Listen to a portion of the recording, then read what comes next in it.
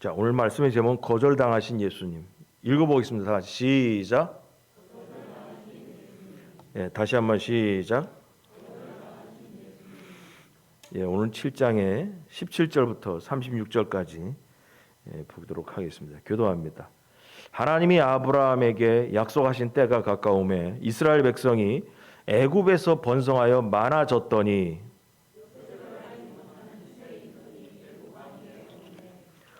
그가 우리 족속에게 교활한 방법을 써서 조상들을 괴롭게 하여 그 어린아이들을 내버려 살지 못하게 하려 할세.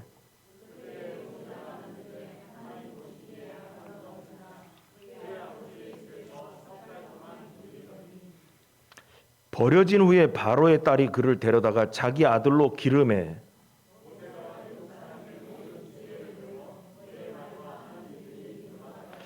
나이가 40이 되매 그 형제 이스라엘 자손을 돌볼 생각이 나더니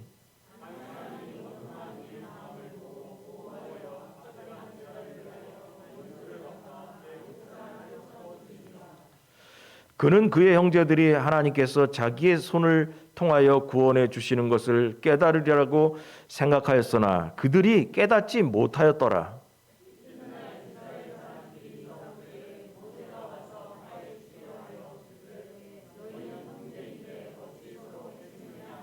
그 동물을 해치는 사람이 모세를 밀어뜨려 이르되 누가 너를 관리와 재판장으로 우리 위에 세웠느냐.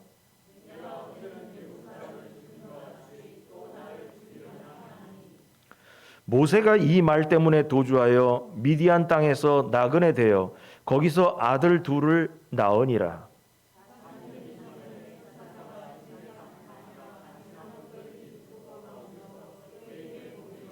모세가 그 광경을 보고 놀랍게 여겨 알아보려고 가까이 가니 주의 소리가 있어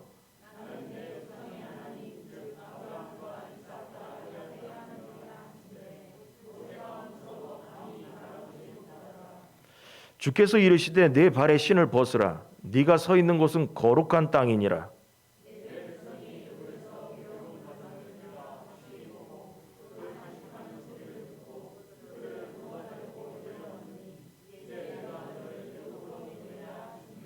그들의 말이 누가 너를 관리와 재판장으로 세웠느냐 하며 거절하던 그 모세를 하나님은 가시나무 떨기 가운데서 보이던 천사의 손으로 관리와 속량하는 자로서 보내셨으니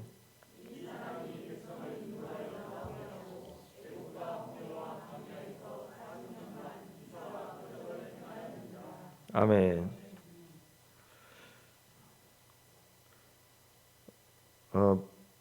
오늘 이 모세에 대한 이야기를 이제 하게 되는데요.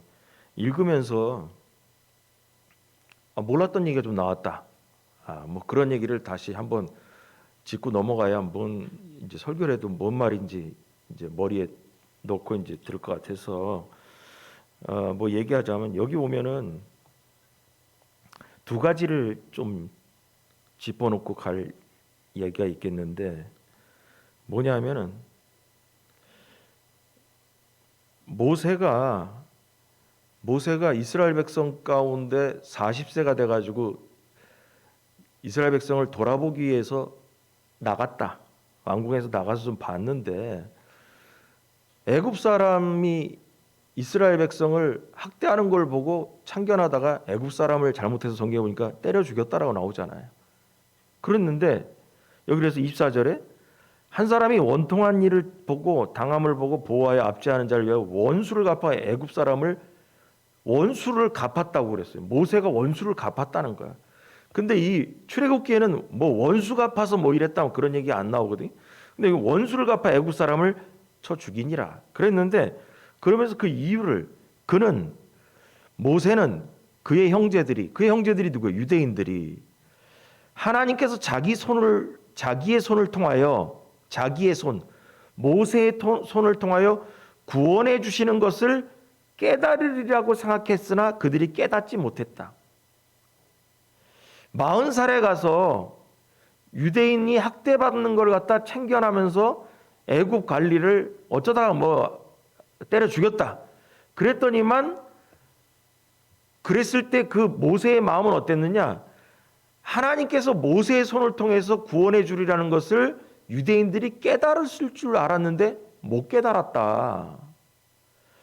그래가지고 그 다음날 이튿날 이스라엘 사람들끼리 싸우는 데 가서 챙겨냈더니만 화해시키려고 했더니 그 사람들이 뭐냐 하면 누가 너를 27절인가 누가 너를 관리와 재판장으로 우리 위에 세웠느냐 알아봐 주질 않았다는 거예요.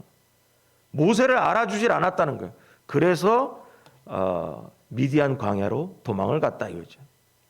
자, 도망을 간 다음에 이제 거기까지 이제 알겠어요. 이제 도망갔다.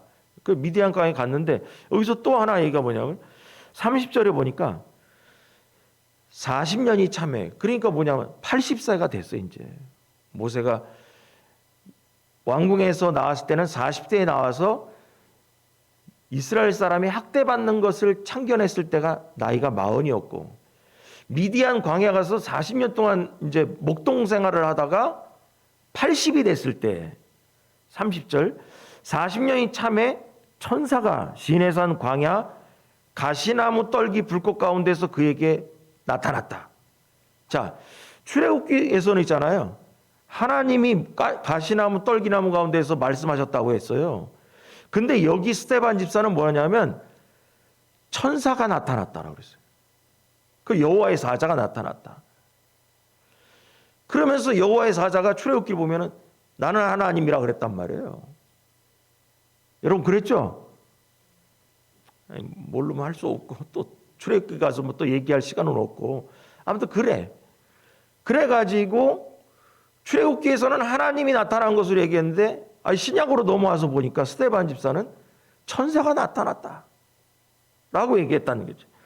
자, 그러면은 여기서 이것만 이제 다시 짚고 넘어가서 여러분 읽다 보면 야 이거 천사가 나타났다고 하는데 출애굽기에서는 하나님이 나타나는데 이건 뭔 소리냐 이렇게 의아해할 수 있어서 이 얘기만 하고 이제 본격적으로 설교 들어가겠는데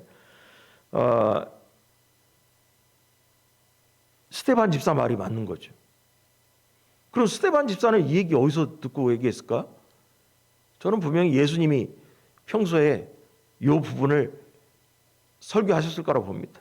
스데반 집사한테, 성도들한테. 자, 왜냐하면 자 보겠습니다. 요한복음 1장 18절. 여러분 이게 중요한 거니까 18절과 14장 9절을 한번 읽어보겠습니다. 시작.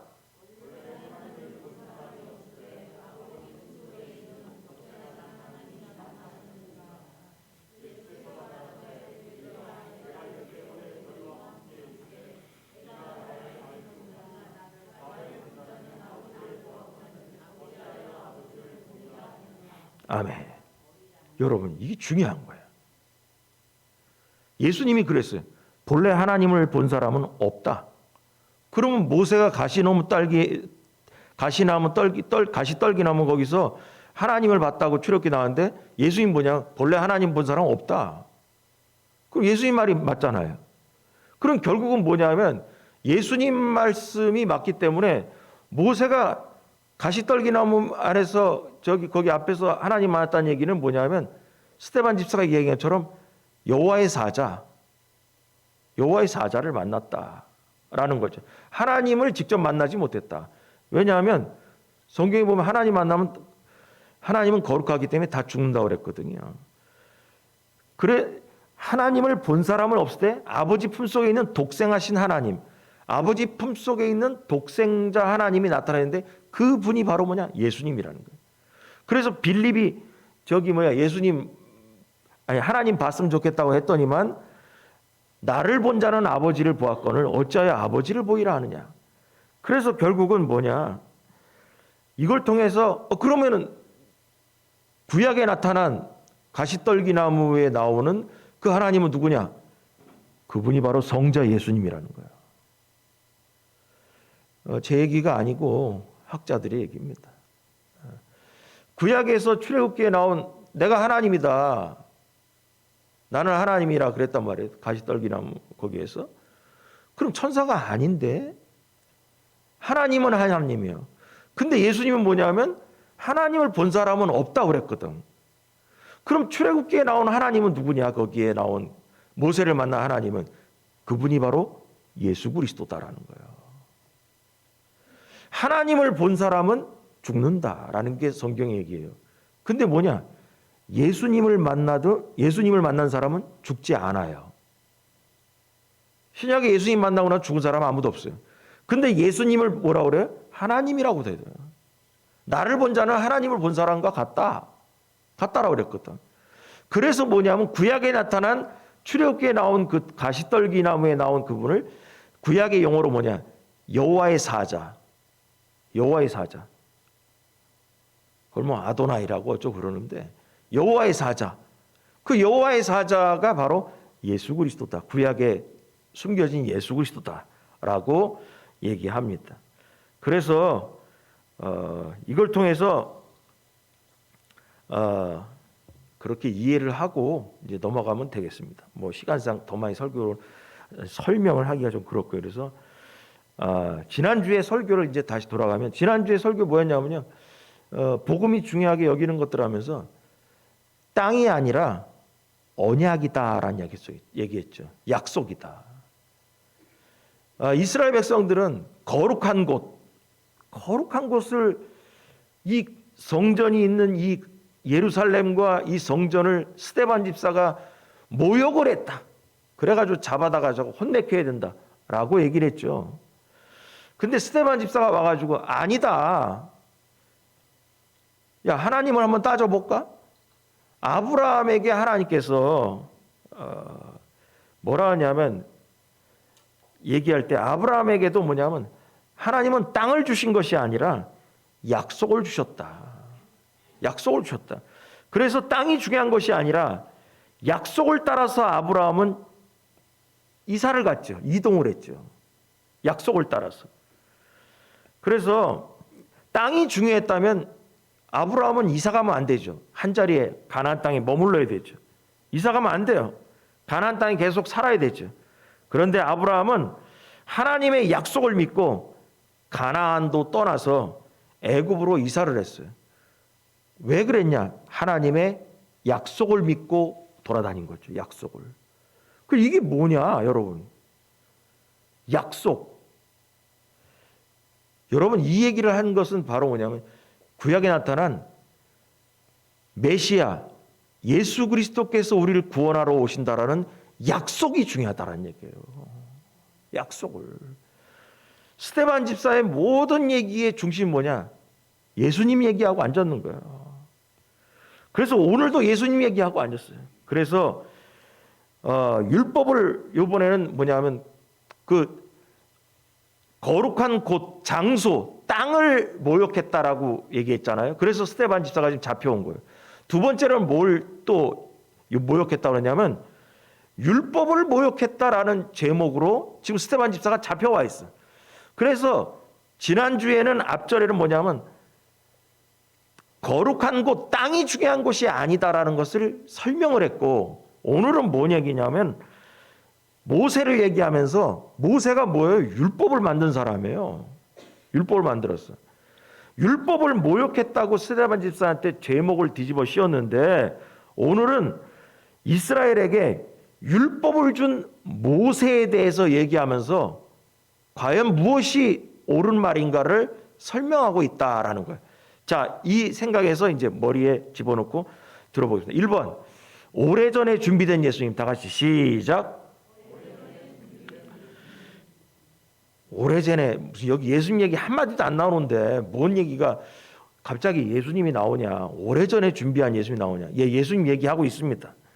스데반은 한마디로 예수님이 바로 모세와 같은 입장에 있다라고 얘기하는 거예요. 스데반은 뭐냐면 예수님이 바로 모세와 같은 이스라엘의 지도자 메시아다라고 설명을 하고 있는 거예요.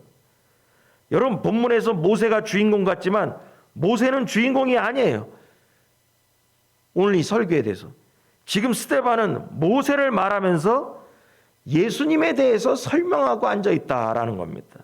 그래서 예수님이 모세와 같은 인생을 살았다라는 것을 지금 설명하고 있는 거예요. 그럼 예수님이 무슨 모세와 같은 인생을 살았냐? 여러분 이런 거 있어요. 신학적으로 뭐냐면 구약에 있는 유명한 인물들을 다 보면 요새 몇 번을 얘기했어요. 예수님을 모델한 사람들이 있다. 모델을.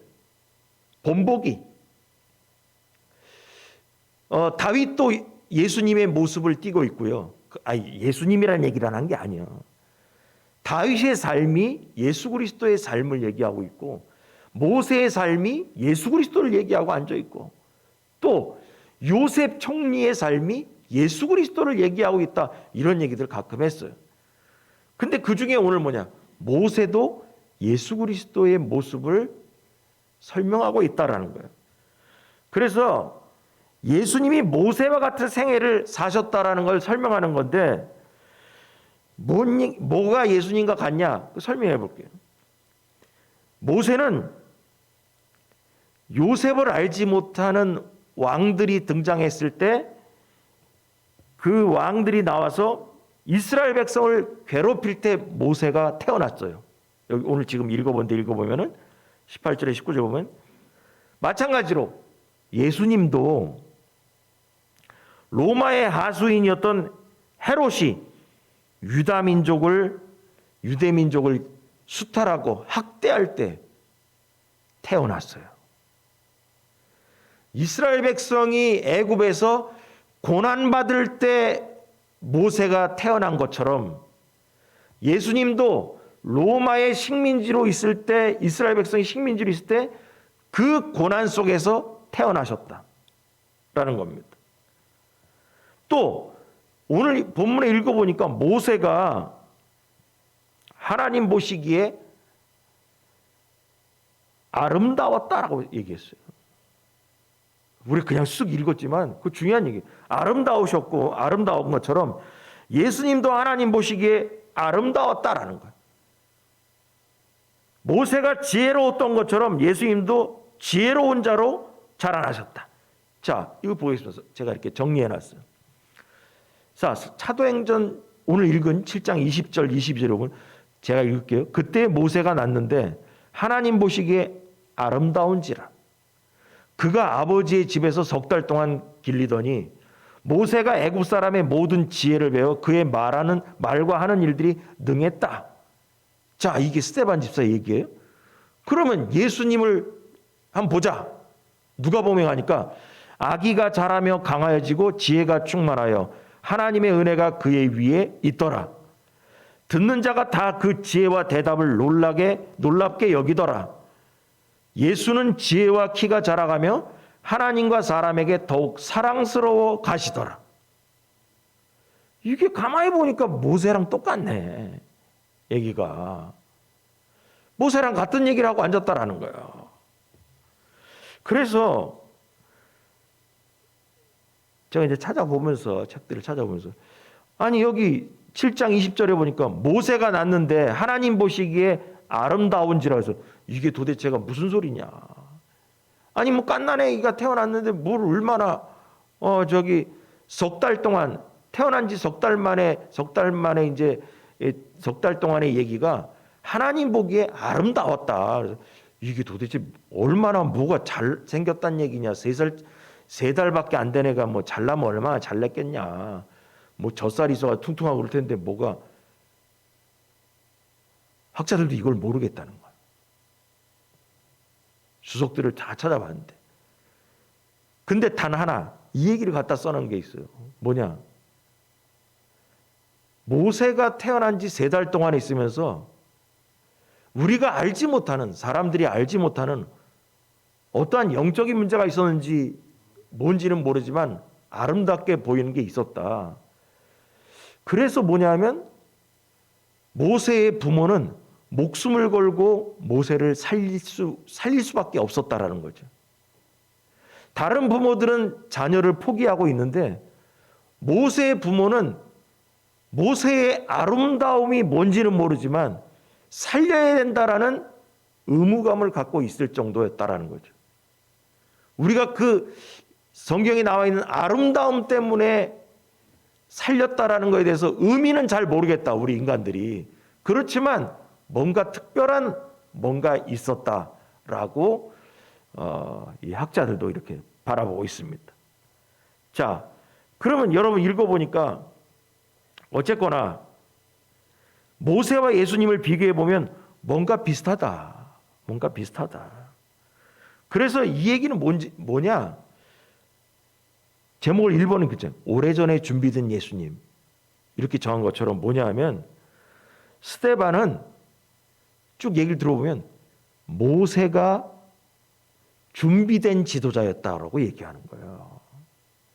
이스라엘 백성들을 애굽에서 구원하기 위해서 하나님은 갓난아기 때부터 준비하셨다라는 거죠. 마찬가지로 스데반 집사 얘기하면 이거예요. 하나님이 자기 백성을 구원하기 위해서 수천 년 전에 모세에게 행하셨던 대로 예수님도 준비하셨다라는 거예요. 이 얘기하는 거예요, 지금. 모세는 이스라엘 백성을 구원하기 위해서 준비되었지만 예수님은 온 인류를 구원하기 위해서 준비되었다라고 설명을 하는 중이다 이것입니다. 그래서 여러분, 하나님은 창세전부터 예수님을 통한 구원을 준비하고 계신 줄 믿으시기 바랍니다. 모세를 준비하신 하나님은 예수님도 오래전부터 우리를 구원하기 위해서 준비되었다라는 것입니다. 그래서 이걸 통해서 뭔 생각이 되냐? 여러분과 저에게 주어진 구원은 이 말처럼 아주 먼 옛날부터 하나님의 놀라운 계획된 일이었다라는 것을 믿으시기 바랍니다. 스데반 집사가 이 얘기하는 거예요.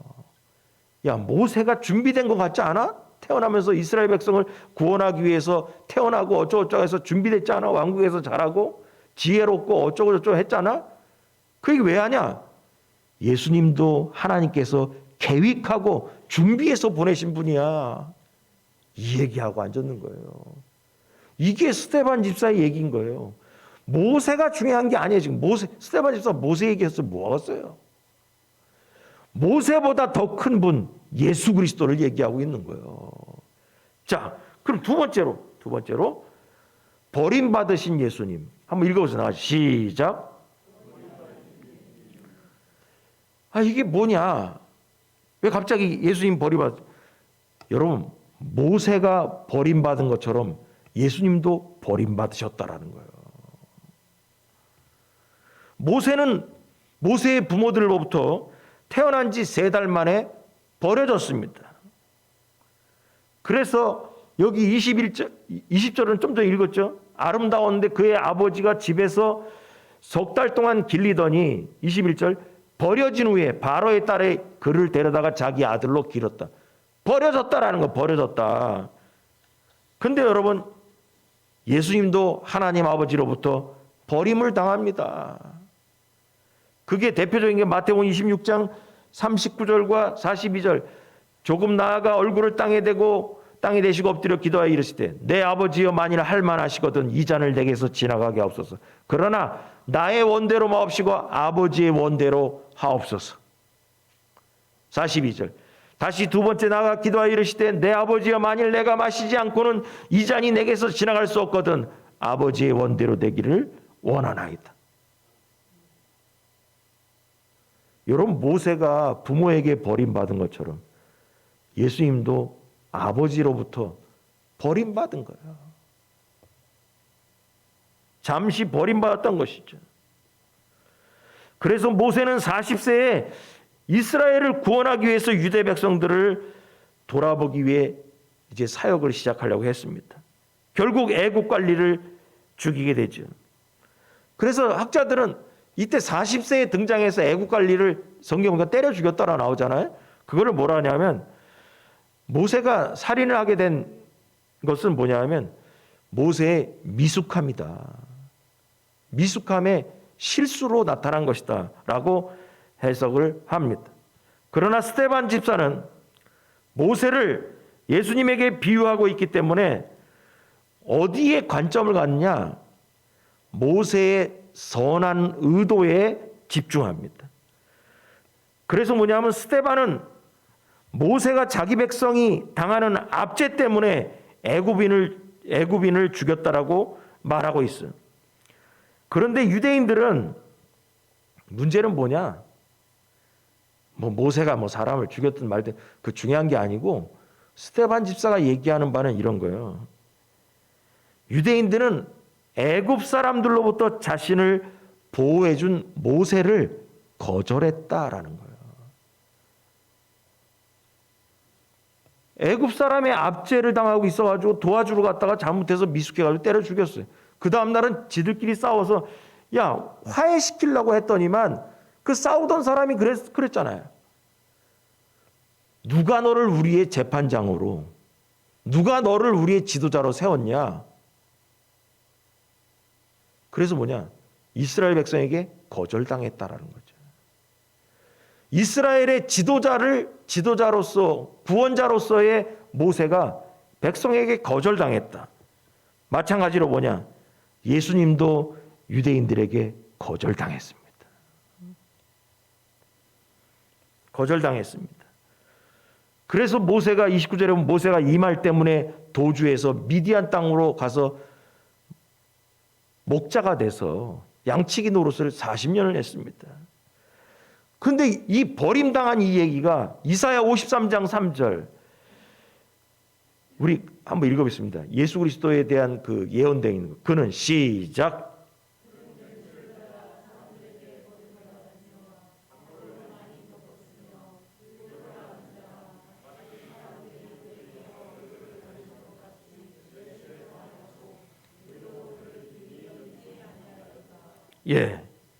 예수님도 압제를 당하는 자기 백성을 위해서 모세처럼 일했지만 그러나 모세의 그 선한 의도가 이스라엘 백성에게 받아들여지지 않은 것처럼 예수님도 자기 백성에게 영접받지 못했다라는 겁니다. 그래서 모세는 자기 백성에게 거절당해서 결국 떠날 수밖에 없어서 미디안 광야로 도망을 가게 됩니다. 이것은 바로 예수님이 자기 백성으로부터 버림받아 십자가에 못 박혀 죽은 것과 같다라는 겁니다. 이스라엘은 자신들을 위해서 헌신했던 모세를 버렸듯이 예수님도 버렸다라는 거죠. 여러분, 그래서 이 버렸다는 얘기를, 거절당했다는 얘기를 이 본문에 나오는데 스데반 집사 이거예요. 야, 니들이 모세 그렇게 중요하게 했는데 모세도 버림당했어. 마찬가지로 뭔 얘기하고 싶냐? 내가 너희들은 예수 그리스도도, 우리의 구원자로 오신 예수 그리스도도 버렸잖아. 그 얘기하는 거예요. 그래서 이 설교를 들으면서 이제 이스라엘의 지도자들과 백성들이 성질이 부글부글 막 끓어오르는 거예요. 이제 막 끓어오르는 거예요. 모세하고 예수님을 비교하는 것도 듣기 싫어. 그리고 모세를 이스라엘 백성이 거절하고 버린 것처럼 예수 그리스도도 너희가 버렸잖아. 그래야 십자가에 죽였잖아. 이 얘기를 하는 게 듣기 싫은 겁니다. 이제 성질이 부글부글 막 올라오는 중에 이제 가는 겁니다. 이제. 그럼 이 부분을 통해서 우리는 그래서 설교하면서 뭘 생각해야 되냐? 여러분, 이스라엘은 예수님을 버렸지만 우리는 예수님을 버리면 안 됩니다. 그 얘기하는 겁니다. 이스라엘의 지도자와 백성들은 예수님을 버렸지만 우리는 버리면 안 되지 않냐 이겁니다. 우리는 예수님을 다시 찾아와야 됩니다. 스데반은 버려진 예수님을 찾아와야 한다고 유대인들에게 지금 강력하게 말하고 있는 겁니다.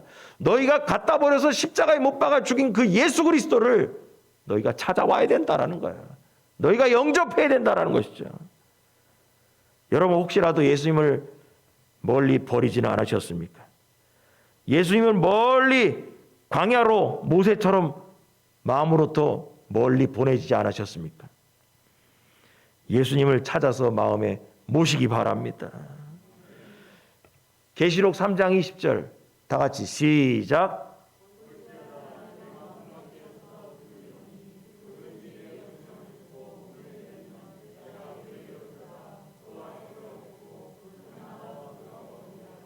아멘.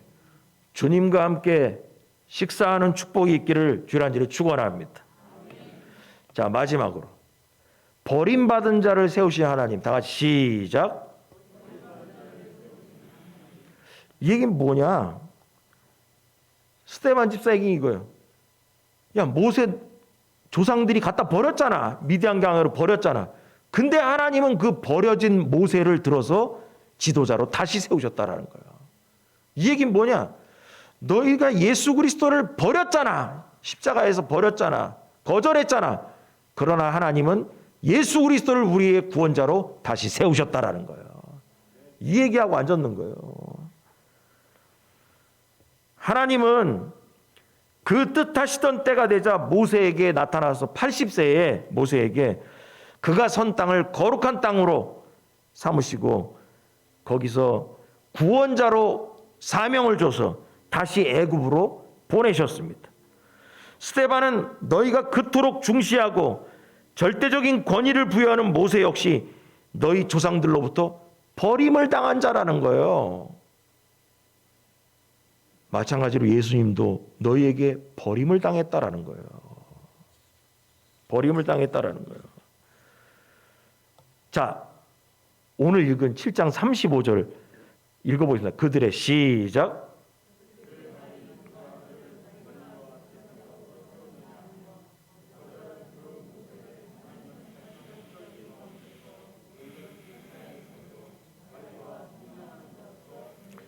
아멘. 여기서 중요한 건 이거. 거절했던 모세를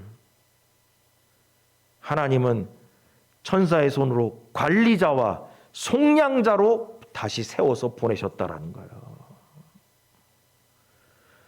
여러분 여기서 또 얘기하는 거예요. 모세가 버림받은 얘기가 중요하지 않아요. 모세 얘기 다 중요하지 않아요. 문제는 뭐냐? 스데반은 여기서 버림받은 예수님을 말하고 싶은 거예요. 버림받으신 예수님을 말하고 싶은 거예요. 모세가 버림받은 것처럼 예수님도 너희에게 버림을 받았다라는 것입니다. 그러나 버림받은 모세를 들어서 구원자로 세우신 것처럼 하나님은 너희가 버린 예수님을 버려진 그 돌을 모퉁이 돌로 세우셨다는 거죠. 예수님을 우리의 구원자로 세우셨다라고 강력하게 지금 얘기하고 있는 거예요. 너희가 버렸지만 모세를 세운 것처럼 너희가 버렸지만 예수 그리스도께서 우리의 구원자로 세우심을 당했다라는 것이죠. 예수님 역시 모세와 같이 버림받고 죽으셨지만 다시 살아나셔서 그 백성에게 나타나셨습니다. 그러므로 스데반은 모세가 준 율법을 모독한 것이 아니라 모세보다 더 위대하고 더 크신 분을 소개함으로 뭐냐? 율법을 내가 완성하고 있다는 것이죠. 예수님이. 모세보다 더 크신 분이 예수 그리스도라는 거예요. 이 예수님이 이렇게 하심으로써 율법을 모욕하는 게 아니라 율법을 완성하고 있다는 것입니다. 여러분 이게 복음이에요. 이게 복음이에요. 스데반은 유대인들이 십자가에 못 박히도록 넘겨준 예수님이야말로 모세와 같은 또 그보다도 더 큰 참 메시아이고 그리스도라고 지금 설교를 통해서 선포하고 있는 것입니다. 유대인들은 스데반을 고소하며 그가 모세의 율법을 모욕했다고 주장했지만 예수님을 거부하는 자들이야말로 율법을 모독하는 거예요. 유대의 지도자들은 스데반이 율법을 모욕했다고 했지만 스데반의 얘기는 뭐냐? 율법을 만든 모세보다 더 크신 예수 그리스도를 거절한 너희가 더 나쁘다라는 거예요. 예수 그리스도를 거절하는 것이 바로 뭐냐?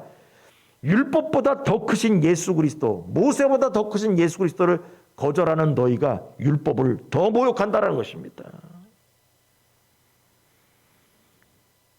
하나님께서 모세를 세웠으니 모세를 거절하지 말고 인정해야 하듯이 하나님께서 예수님을 구원자로 세우셨으니 모세 시절처럼 거절하지 말고 구원자로 받아들이라는 것입니다. 받아들여라라는 거예요. 왜 모세는 받아들이면서 하나님이 세우신 예수님 메시아는 안 받아들이냐 이렇게 얘기하고 있는 거예요. 그래서 결국 스데반이 이렇게 얘기하는 거예요. 내가 이렇게 얘기한 거 들어보면 내가 율법을 모욕한 사람 같냐? 내가 이렇게 설명했지 않냐? 내가 율법을 모욕한 것 같아? 아니면 하나님께서 구원자로 모세처럼 세우신 예수님을 거부하는 너희가 율법을 모욕하는 거 아니야? 라고 얘기하는 거예요.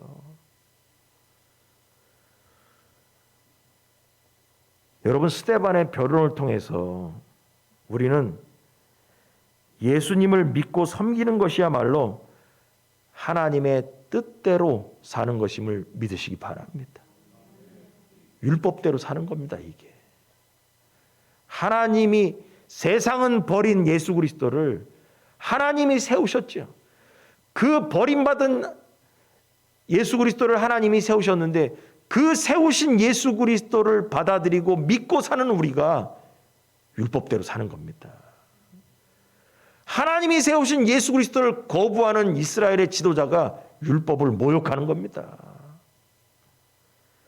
그래서 예수님을 제대로 믿고 인정하고 받아들이는 것, 이게 바로 율법대로 우리가 살고 있다는 것입니다. 우리는 예수님을 통해서 오랫동안 구원을 준비하신 하나님의 은혜가 얼마나 큰지 깨달아야 됩니다. 저는 이 본문을 보면서 설교 좀 하면서 야, 이렇게 큰 의미가 있었구나, 스데반 집사 얘기가. 이 복음은 너무 은혜스러운 거예요. 그래서 여러분, 우리가 신앙생활하면서 예수님의 은혜를, 하나님의 사랑을 다시 한번 묵상하기 바랍니다. 우리가 이 큰 은혜를 받아 누리고 있음을 기억하면서 여러분 기쁨 가운데 항상 승리하길 주를 간절히 축원합니다. 할렐루야. 기도하겠습니다.